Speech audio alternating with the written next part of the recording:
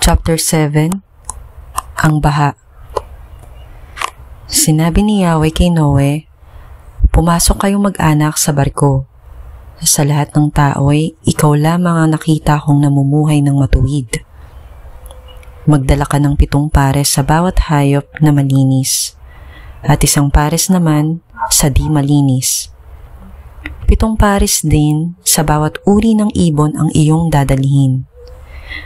Gawin mo ito upang magpatuloy ang kanilang lahi sa balat ng lupa. Pagkaraan ng 1 linggo, pauulanin ko ng 40 araw at 40 gabi upang lipulin ang lahat ng aking nilikha sa daigdig." At ginawa nga ni Noe ang bawat iniutos ni Yahweh. Si Noe ay 600 taon nang bumaha sa daigdig. Pumasok nga siya sa malaking barko kasama ang kanyang asawa, mga anak, at mga manugang upang maligtas sa baha. Sa bawat uri ng hayop, malinis o hindi, sa bawat uri ng ibon at maliliit na hayop ay nagsama siya sa barko ayon sa utos ng Diyos. Pagkaraan ng 7 araw, bumaha nga sa buong daigdig. Si Noe ay 600 taong gulang na noon. Noong 17 araw ng 2 buwan, nabuksan ang lahat ng bukal sa ilalim ng lupa. Nabuksan din ang mga bintana ng langit. Bumuhos ang ulan sa loob ng 40 araw at 40 gabi. Pumasok noon sa barko si Noe at ang kanyang asawa, kasama ang kanilang 3 anak na lalaki na sina Shem, Ham at Japhet at ang kani-kanilang asawa. Pinapasok din niya ang bawat uri ng hayop, mailap at maamo, lumalakad at gumagapang sa lupa, at bawat uri ng ibon. 1 lalaki at 1 babae ng bawat may buhay ang isinama ni Noe, ayon sa utos ng Diyos. Pagkatapos, isinara ni Yahweh ang pinto ng barko. 40 araw na bumaha sa daigdig. Lumaki ang tubig at lumutang ang barko. Palaki ng palaki ang tubig habang palutang-lutang naman ang barko. Patuloy pang lumaki ang tubig hanggang sa lumubog ang lahat ng matataas na bundok at tumaas pa ng halos 7 metro sa taluktok ng mga bundok.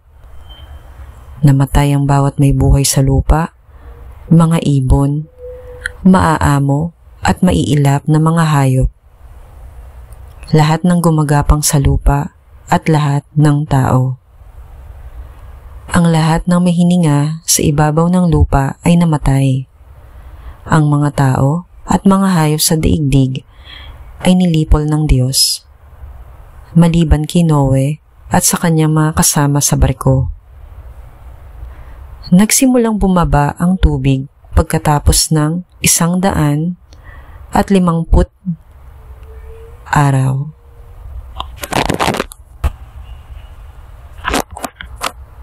Chapter 8.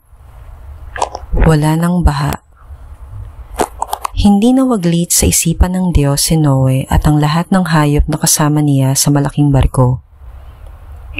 Kaya't pinaihip niya ang hangin at nagsimulang humupa ang tubig. Huminto ang mga bukal at tumigil ang pagbuhos ng ulan. Patuloy na humupa ang tubig. At pagkaraan ng 150 araw ay mababa na ang baha. Sumadsad ang barko sa bundok ng Ararat noong 17 araw ng 7 buwan. Patuloy ang paghupa ng tubig at ng unang araw ng 10 buwan, lumitaw ang taluktok ng mga bundok.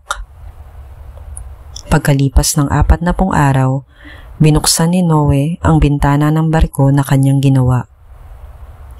Tinalipad niya ang isang uwak at ito'y nagpabalik-balik hanggang matuyo ang tubig sa lupa. Pagkatapos nito, pinalipad naman niya ang isang kalapati upang tingnan kung wala ng tubig. Palibhasa'y laganap pa ang tubig, hindi makalapag ang kalapati, kaya't nagbalik ito at muling ipinasok ni Noe sa barko. 7 araw pang naghintay si Noe at pagkatapos ay muli niyang pinalipad ang kalapati. Pagbalik nito kinagabihan, ito'y may tangay ng sariwang dahon ng olibo, kaya't natiyak ni Noe nakatina ang tubig. Nagpalipas ng 7 araw si Noe, saka pinalipad muli ang kalapati. Hindi na ito nagbalik.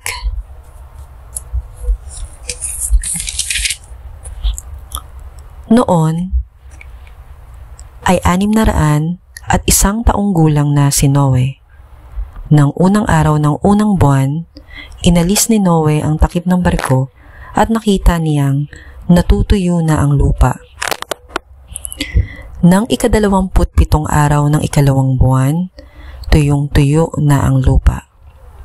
Sinabi ng Diyos kay Noe, "Lumabas ka na sa barko kasama ng iyong asawa, mga anak at mga manugang. Palabasin mo na rin ang lahat ng mga hayop na kasama mo, maamo at mailap, gumagapang at lumalakad sa lupa, at pati ang mga ibon. Hayaan mo silang dumami at manirahan sa buong daigdig." At lumabas na nga si Noe at ang kanyang asawa, mga anak at mga manugang. Gayon din, sunod-sunod na lumabas ang lahat ng hayop, mailap at maamo, lahat ng gumagapang at lumalakad, pati ang mga ibon ayon sa kani-kanilang uri.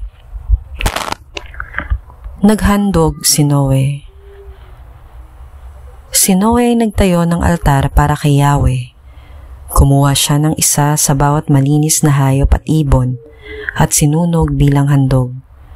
Nang maamoy ni Yahweh ang mabangong samyo nito, sinabi niya sa sarili, "Hindi ko nasusumpain ang lupa dahil sa gawa ng tao, bagamat alam kong masama ang kanyang isipan mula sa kanyang kabataan.